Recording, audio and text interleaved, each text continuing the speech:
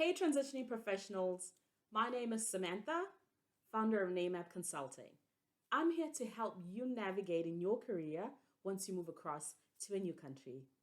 In today's video, I want to walk you through 10 tips that will help you get yourself ready and prepared for an Australian visa application. Now, these tips will be a good starting point for you and will hopefully make your journey to Australia way easier.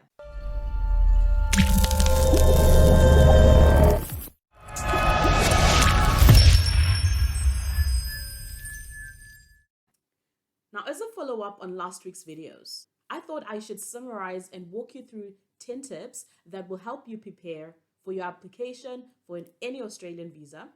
So if you're wondering what you ought to do in order for you to come to Australia, what visa process you need to be on the lookout for, or maybe what you need to be mindful of before you apply for that visa, then this video is just right for you. Now, at the end of this video, you will have a good idea of where to start with your visa application, as well as know what to be on the lookout for to set yourself up for success. And once you move across, you'll know exactly how to go about with your move. Maybe it's not you per se who needs an Australian visa. Maybe you have a son or daughter who's about to finish high school. It could be that you know someone in your network who's been dreaming or talking about moving to Australia. Now, if this is the case, please share this video with them so that they get to hear it as well. Your support in spreading the word and the love is always appreciated. Right, so I'm gonna go straight into it. Number one on the list of what to prepare when applying for an Australian visa is saving money. Start saving money, and a lot of it, towards your relocation right now. No matter where in the world you come from, nothing ever prepares you for the Australian lifestyle. It's very expensive. Accommodation on average, you pay about $500 a week in a one-bedroom apartment when you live a bit closer to the city. And this is usually where your work is based. Yes, we do have some people that live on the outskirts, further away from the city, and usually rentals get cheaper as you move out of the city center, depending which direction you're moving towards. In Sydney, for example, western suburbs are cheaper compared to eastern or northern suburbs. Now, shared homes are cheaper than studios or one bedrooms or any other large dwellings. And to be honest, there's no real formula to bypass the expensive lifestyle in Australia. Some states within Australia tend to be cheaper in comparison to others. You find that the $500 average in Sydney will reduce as you move to other parts of Australia, such as Brisbane or Perth. So it really depends in which part of Australia you choose to live in. If you're moving with your family, just remember to factor that in. Now, this money you're saving will ultimately end up being used for various things. For example, buying a plane ticket, paying for accommodation when you land in Australia, especially if you don't know anyone or need to take up hotel or Airbnb accommodation for a few days while you arrange for your own accommodation. 4 weeks rental deposit and 2 weeks rent for the apartment or the house that you choose to sign a lease for. You need to buy food and for any other general upkeep. And this is not that expensive, but I mean, at the end of the day, it all adds up. And so is things like the use of public transport when you're going for your interviews or maybe going to work.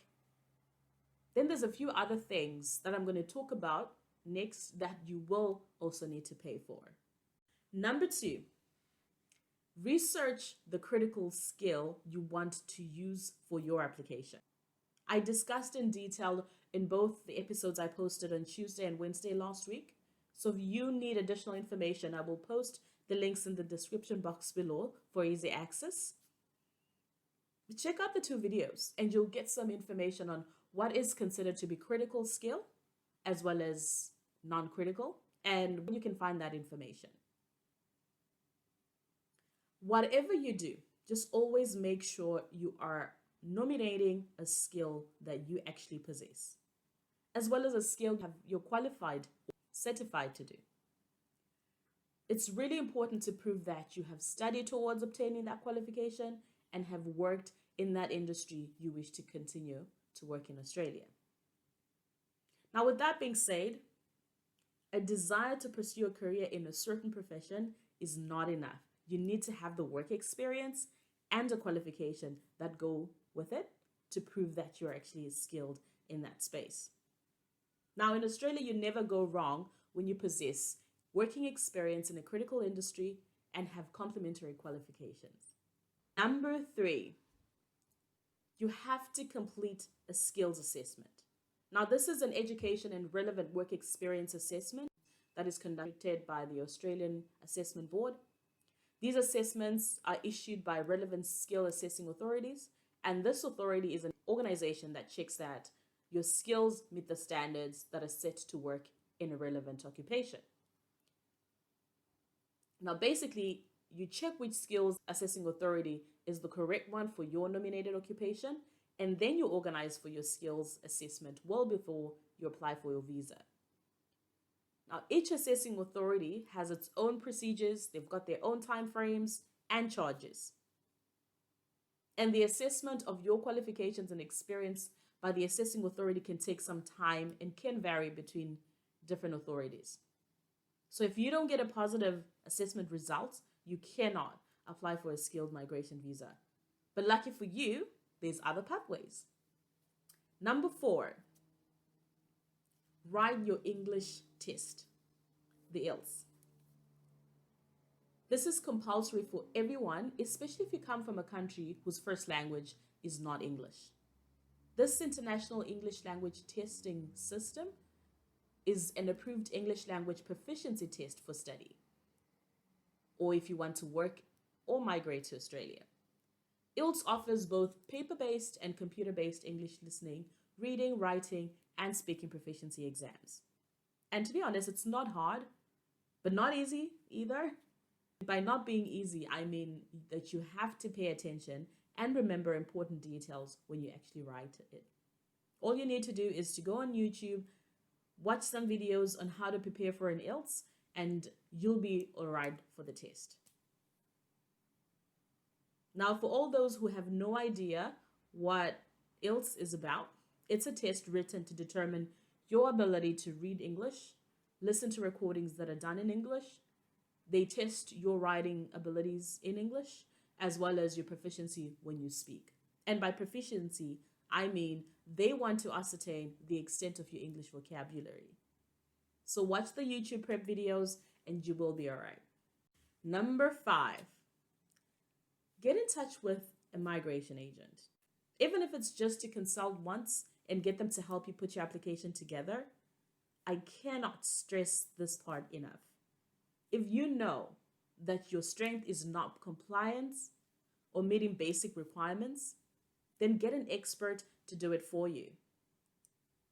All you have to do is to provide them with as much information about yourself, what you're skilled in, and anything else that they ask for, and you're good to go. Immigration agents are experts, and they will guide you every step of the way. They know some details that sometimes we don't know. And when the rules change, or maybe as requirements get updated, they're always right on top of that. So when they put together your application, they make sure that you've ticked every box according to the requirements that need to actually be met for whichever visa subclass you would be wishing to apply for. The beauty about most of the immigration agents is that if they see that you will not succeed or get approved, they will let you know, and both of you count your losses or come up with a better solution that will work. I'll be honest, immigration agents are very expensive. The lawyers are even more expensive. So just make sure you have saved enough money while putting together your visa application documents. Now, if you trust that you can go at it alone and that you will be able to nail the application on your own, as well as stay on top of the changes in requirements as they happen, then you might as well have a go at it. Just be mindful of the fact that most visa application fees are non-refundable. So whatever you do, Make sure you're maximizing on every dollar you spend. If you're not sure what to do or how to go about it, I'm sure there are some immigration agents out there that would be happy to just help you put together an application. Number 6, research the city or the region you want to live in. If you want to go to Perth, check the map to see where Perth is. Zoom in to see the geographic landscape, where the city is located, suburbs, inner city, and move outwards, just so that you have a pictorial idea of what Perth looks like and where it's located. You can even zoom into certain geographic locations and get live views of these different places. Also, check out travel vlogs about the different states in Australia.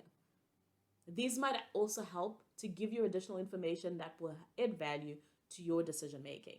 Number 7, if you're bold enough, start applying for jobs. Companies in critical industries are always on the lookout for good talent. And if they know that you have launched an application for a skilled visa, sometimes they're happy to chat, especially if they've been struggling to find a good fit for a role they might have been hiring for. You never know. Sometimes you might just send your email to the right company at the right time, and maybe they might even decide to sponsor your visa and you end up on an employer-sponsored visa. Sometimes companies like to also know when you express an interest to head over to Australia. And they're more than willing to hold off on their recruitment for a post until you land. If you fit well in their culture, and if they believe you have the relevant skills and the experience to do a great job, they'll be happy to wait. Maybe again, they've been struggling to find someone locally, and they'll give you that opportunity. Well, number 8, medical cover. Whichever temporary visa you're on, you need to have a valid medical cover when you move to Australia. It's relatively affordable, and there's so many different options online. You can literally compare prices as well as pick out one that suits your pockets. I've also added a link in the description box below of a site you can go to compare private health covers in Australia. Number 9, medical examination and other tests. You have to complete a medical exam, which sometimes can be expensive to pay for, although it depends hugely on which country you come from, as well as if you have medical insurance. And there's something we call police clearancing. For each country you've resided in for the past 10 years, you will be requested to do a police clearance. So just make sure you don't have any criminal records, otherwise this usually tends to come up and will definitely affect your chances of getting a visa. Number 10, there's always going to be other expenses. You're probably going to spend more money on things like printing out documents, scanning those documents that you're going to be sending to immigration agents or to the immigration department if you're doing it alone. Then there's traveling back and forth while you do the runs to put all this paperwork together. And there's a whole lot of other things you might need to pay for. For example, when I moved, I needed to get my hair done. I bought some additional clothes, jackets in case it got cold over here. We don't have a beach where I come from, so I had to buy a bikini. I needed new suitcases, a whole lot of stuff that came up just before I left. So it's a few things you could actually add to this list. So to be safe, I will say it again, start saving as much money as you can well in advance. A friend of mine has actually just recently relocated from South Africa to Sydney, and he's spent 15,000 Australian dollars to this day.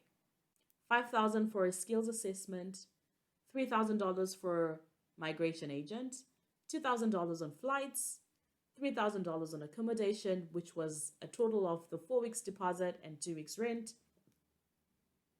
He spent about 1,000 on food, entertainment, and just basic upkeep.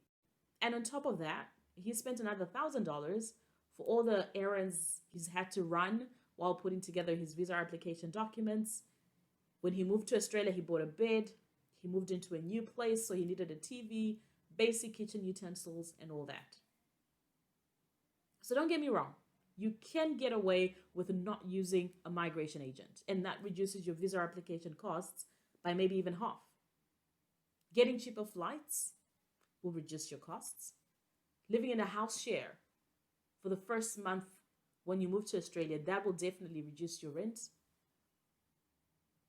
You could really survive on a tight budget and not spend much on the food or entertainment until you get paid, and that will significantly reduce the amount of money that you'll need to have saved up. Now, all these are options, and instead of spending the $15,000, you end up spending about $8,000, maybe $9,000 or $10,000. One thing for sure, relocating to Australia is not going to cost you anything less than 10,000 Australian dollars. Now, for a bonus tip, if you have a family, it is better and works out cheaper as well as less time consuming when you complete the visa application process for everyone all at once. If you apply for your visa alone initially, then hope to add the family later, that's going to cost you even more.